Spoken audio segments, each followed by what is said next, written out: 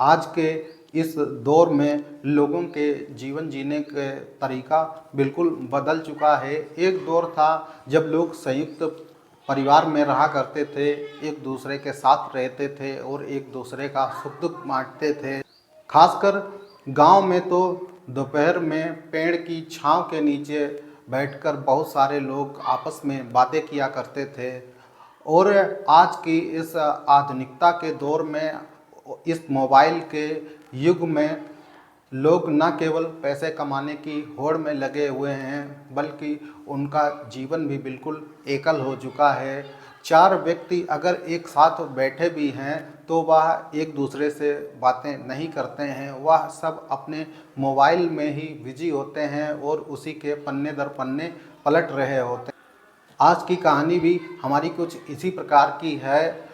एक महिला जिसके पति की मौत कुछ सालों पहले हो गई थी और वह अपने अकेलेपन को दूर करने के लिए अक्सर सोशल मीडिया पर बहुत ज़्यादा समय बिताती थी। एक दिन उसे एक ब्रिटिश एयरलाइंस में जो पायलट होता है उस लड़के की फ्रेंड रिक्वेस्ट आती है और उस लड़के की उम्र महज 25 साल के आसपास होती है। वह दोनों आपस में बातें करने लगते हैं और उस महिला को, जो कि 61 साल की थी, उसको 25 साल के लड़के से प्यार हो जाता है, इश्क हो जाता है। और उसके बाद उस महिला के खाते से उसके दोस्त ने एक दो नहीं बल्कि 2 करोड़ रुपए की रकम गायब कर दी। और जब यह सूचना अखबारों और सोशल मीडिया के माध्यम से लोगों को पता चलती है तो लोग सोच में पड़ जाते हैं कि संयुक्त परिवार के कितने फ़ायदे हुआ करते थे और आज के एकल परिवार की वजह से लोगों को बहुत सारी समस्याओं का सामना करना पड़ रहा है। नमस्कार दोस्तों, मैं धर्मेंद्र आर्य आप सभी लोगों का आपके अपने YouTube channel quick real stories पर स्वागत करता हूं। फ्रेंड्स, आज की कहानी हमारी बहुत ही दिल दहला देने वाली है और इस आधुनिकता के दौर में कहीं ना कहीं हमें जो है सतर्क रहने की भी ज़रूरत है। तो फ्रेंड्स, कहानी शुरू करने से पहले अगर अभी तक आपने हमारे चैनल को सब्सक्राइब नहीं किया है तो सब्सक्राइब जरूर कर लें, क्योंकि हमारे चैनल पर इसी प्रकार सच्ची घटनाओं पर आधारित कहानियां हम आपके लिए लेकर आते रहते हैं। तो चलिए आज की अपनी सच्ची घटना शुरू करते हैं। दरअसल आज की हमारी सच्ची घटना हरियाणा प्रदेश का एक शहर है गुरुग्राम, जो कि दिल्ली से बिल्कुल सटा हुआ है। वहीं सेक्टर 86 में रहने वाली रीता अग्रवाल नाम की एक महिला, जिसकी उम्र लगभग महज 61 साल के आसपास थी, उसके पति की मृत्यु 2017 में हो चुकी थी और उसकी 2 बेटियां थीं। एक बेटी बहुत बड़ी बिजनेस वूमेन थी और एक बेटी रिसर्च कर रही होती है, काफ़ी नाम होता है। और जो लड़का होता है वह भी एक बड़ी कंपनी में सॉफ्टवेयर इंजीनियर होता है। और जो महिला थी वह भी एक सरकारी विभाग से रिटायर्ड थी। उसके पास रुपए पैसे की कोई भी कमी नहीं थी, लेकिन कमी तो थी एक बात करने वाले की, क्योंकि वह महिला बिल्कुल अकेली रहती थी, उससे कोई बातचीत करने वाला नहीं था। तो वह महिला जो है अधिकतर समय अपना सोशल मीडिया पर व्यतीत करती थी, कभी रील्स देखती थी तो कभी कुछ और करती थी। एक दिन इंस्टाग्राम पर उसे एक फ्रेंड रिक्वेस्ट आती है। पहले तो वह महिला कुछ सोचती है और उसके बाद वह फ्रेंड रिक्वेस्ट एक्सेप्ट कर लेती है। और जो लड़का होता है वह कहता है, मैं ब्रिटिश एयरलाइंस में पायलट हूँ और मेरा नाम जो है एलेक्स विली है, मेरी उम्र लगभग 25 साल के आसपास है। वह दोनों आपस में चैटिंग करने लगते हैं और चैटिंग इस तरीके से करते हैं, थोड़े ही दिनों में उनकी बहुत गहरी दोस्ती हो जाती है। और तभी वह जो एलेक्स होता है वह महिला से कहता है कि मुझे आप अपना व्हाट्सअप नंबर दे दीजिए, क्योंकि मैं बहुत ज़्यादा जो है इंस्टाग्राम पर ऑनलाइन नहीं रहता हूँ, अगर आपको कोई एतराज़ ना हो तो। वह महिला कुछ सोचती है और उसके बाद जो है वह अपना व्हाट्सअप नंबर दे देती है और उस लड़के का भी वह व्हाट्सअप नंबर ले लेती है। दोनों अब व्हाट्सएप के माध्यम से बहुत सारी बातें किया करते थे, घंटों चैटिंग होती थी, तो कभी कॉल के माध्यम से बातें किया करते थे। और एक दिन जो एलेक्स होता है वह रीता अग्रवाल से कहता है मैं आपको एक बहुत ही प्यारा गिफ्ट भेजना चाहता हूँ। अगर आपको कोई एतराज़ ना हो तो आप अपना जो है पता मुझे बता दीजिए। महिला पहले तो मना करती है, जब एलेक्स ज़्यादा ज़िद करता है तो वह महिला जो है अपना पूरा एड्रेस उसे भेज देती है। और 1 दिसंबर 2022 सुबह 10 बजे के आसपास उसे एक फ़ोन आता है। वह व्यक्ति कहता है, मैडम मैं इंदिरा गांधी इंटरनेशनल एयरपोर्ट से कस्टम डिपार्टमेंट से बोल रहा हूँ। आपका एक गिफ्ट आया हुआ है और आपको जो है शिपिंग चार्ज देना है। तो वह महिला कहती है, ठीक है बताइए कितना देना है। वह व्यक्ति कहता है कि आपको जो है 35,000 रुपये शिपिंग चार्ज देना है। जैसे ही महिला यह बात सुनती है तो वह एकदम से चौंक जाती है और उससे कहती है कि एक गिफ्ट का शिपिंग चार्ज 35,000 रुपये कैसे हो सकता है। तो वह व्यक्ति कहता है, मैडम यह गिफ्ट कोई छोटा मोटा गिफ्ट नहीं है, बहुत ही भारी गिफ्ट है और इसका वज़न बहुत ही ज़्यादा है। और जिन्होंने यह गिफ्ट भेजा है, मुझे तो आश्चर्य है कि आपकी जो है उनसे दोस्ती कैसे हो गई, वह तो बहुत बड़े आदमी है। कुछ इस तरीके की बात वह महिला से करता है। तो महिला जो है बताए गए खाते पर 35,000 रुपये जमा कर देती है और उसके बाद जो है वह बॉक्स जो है कस्टम विभाग के सीनियर ऑफिसर के पास चला जाता है। और फिर महिला को कॉल आती है तो कस्टम विभाग के जो सीनियर ऑफिसर होते हैं वह कहते हैं कि मैडम जो यह आपका जो बॉक्स है विदेश से आया हुआ है और हम इसे बिना चेक किए हुए आपको डिलीवर नहीं कर सकते हैं। तो वह महिला कहती है, ठीक है आप चेक कर लीजिए। उसके बाद जो कस्टम विभाग के सीनियर ऑफिसर होते हैं वह उस बॉक्स को खोलते हैं तो उसमें बहुत ही महंगे आईफोन होते हैं और बहुत ही महंगी घड़ियां होती हैं और साथ ही बहुत सारी ज्वेलरी भी होती है और 80,000 डॉलर होते हैं। जैसे ही यह सब कस्टम विभाग के सीनियर ऑफिसर अपनी आंखों से देखते हैं तो वह दंग रह जाते हैं और उस महिला से कहते हैं, मैडम यह तो आपका बहुत ही बड़ा गिफ्ट है, इसमें 80,000 डॉलर हैं। एक डॉलर की कीमत लगभग 80 रुपये के आसपास होती है और इंडियन रुपए की हिसाब से लगभग वह 64 लाख रुपए बन रहे थे। लगभग 80 लाख का पूरा वह बॉक्स था। तभी जो कस्टम विभाग के सीनियर ऑफिसर होते हैं वह कहते हैं कि इसके लिए तो आपको बहुत ही ज़्यादा चार्ज देना पड़ेगा। तो वह कहती है कितना देना है। वह कहता है कि आपको जो है 1 लाख रुपए भरना पड़ेगा, तभी मैं यह पार्सल आपको डिलीवर करूंगा, अन्यथा नहीं। तो वह महिला कुछ सोचती है और जो है एलेक्स के बाद फ़ोन करती है। वह कहती है कि तुमने मुझे इतना बड़ा गिफ्ट कैसे भेज दिया। और वह महिला मन ही मन बहुत खुश होती है।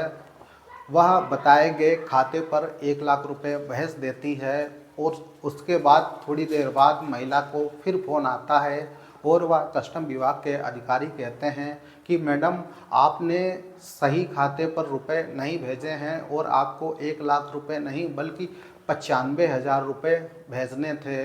तो वह महिला जो है परेशान हो जाती है और वह मन ही मन सोचती है, चलो 80 लाख का गिफ्ट है तो उसके लिए 2-3 लाख तो खर्च ही किए जा सकते हैं। वह महिला बताए गए खाते पर 95,000 रुपये का पेमेंट कर देती है और उसके बाद जो कस्टम विभाग के सीनियर ऑफिसर होते हैं वह कहते हैं, ठीक है मैडम आपका पार्सल जो है शाम तक आपके पास पहुंच जाएगा। तो वह महिला यह सुनकर बहुत ही खुश होती है और उसके 1-2 घंटे बाद उसे फिर एक कॉल आता है जिसमें एक व्यक्ति कहता है, मैडम मैं अंतर्राष्ट्रीय हवाई अड्डा प्राधिकरण से बोल रहा हूँ। मैडम आपका जो बॉक्स है, आपके जितने भी गिफ्ट हैं वह तो आपको डिलीवर किए जा सकते हैं, लेकिन जो डॉलर हैं उसे बिना इंडियन रुपी में कन्वर्ट करके ऐसे नहीं भेजा जा सकता है। अगर आप चाहें तो आपका जो है गिफ्ट है वह तो मैं भेज सकता हूँ, लेकिन जो डॉलर हैं वह बिना इंडियन रुपए में कन्वर्ट किए हुए मैं आपको नहीं दूंगा। तो वह महिला जो है कहती है तो इसके लिए मुझे क्या करना होगा? तो वह कहता है इसके लिए तो आपको एक मोटी सी फीस चुकानी पड़ेगी जो कि लगभग 2 लाख के आसपास है।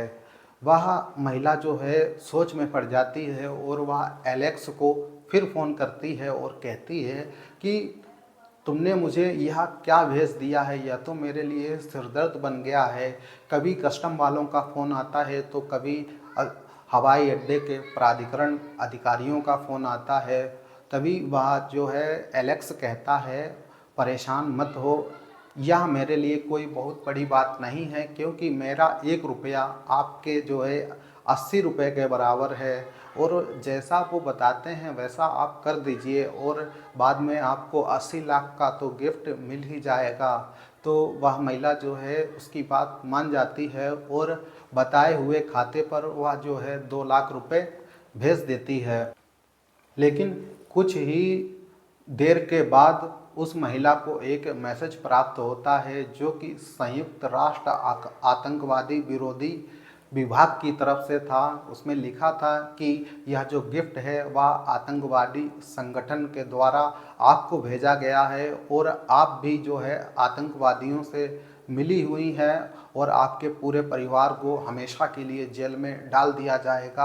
आप पूरी तरीके से फंस चुकी हैं। जैसे ही यह महिला यह बात सुनती है तो उसके पैरों तलीके से ज़मीन खिसक जाती है और वह जो है आतंकवादी विरोधी संगठन के जो ऑफिसर होते हैं उनसे बात करके कहती है सर मुझे कोई भी गिफ्ट नहीं चाहिए, मुझसे गलती हो गई, आप मुझे जो है माफ़ कर दीजिए, छोड़ दीजिए।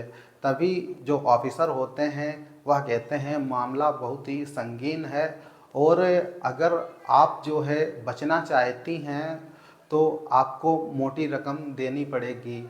लगभग वह जो है कभी डॉलर में रुपए मांगते थे तो कभी कहते वह मुझे $15,000 चाहिए, कभी कहते वह $20,000 चाहिए। कभी उसके पास जो खुफिया विभाग की रॉ एजेंसी होती उसका फ़ोन आता तो कभी सीबीआई का फ़ोन आता। इस तरीके से उस महिला के पास लगभग 10 खुफिया विभागों से लगातार फ़ोन आते हैं और वह जितना भी रुपए बताते वह उतना रुपए जो है उन लोगों को भेज दिया करती थी। उस महिला के पास उसके खाते में लगभग 35 लाख रुपए थे, वह भी जो है भेज देती है और वह अपने रिश्तेदारों से लगभग 24,50,000 रुपए उधार लेती है, वह भी उन्हें भेज देती है। लेकिन पैसों की डिमांड कम नहीं हो रही थी, बढ़ती ही जा रही थी।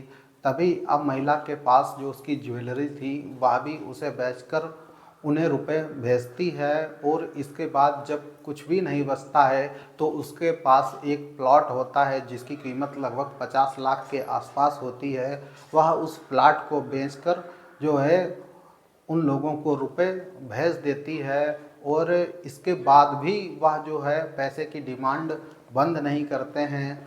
तभी जो उसका एक जॉइंट अकाउंट होता है उसके बेटे के साथ में, जिसमें उसके साइन पहले से ही हुए थे उसके बेटे के, वह जो है जॉइंट अकाउंट से लगभग 20 से 25 लाख रुपए निकालती है और जैसे ही वह रुपए निकालती है तो एक मैसेज जो है उसके लड़के के पास भी जाता है और उसके पास तो लगातार बैंक के मैसेज आ ही रहे हैं।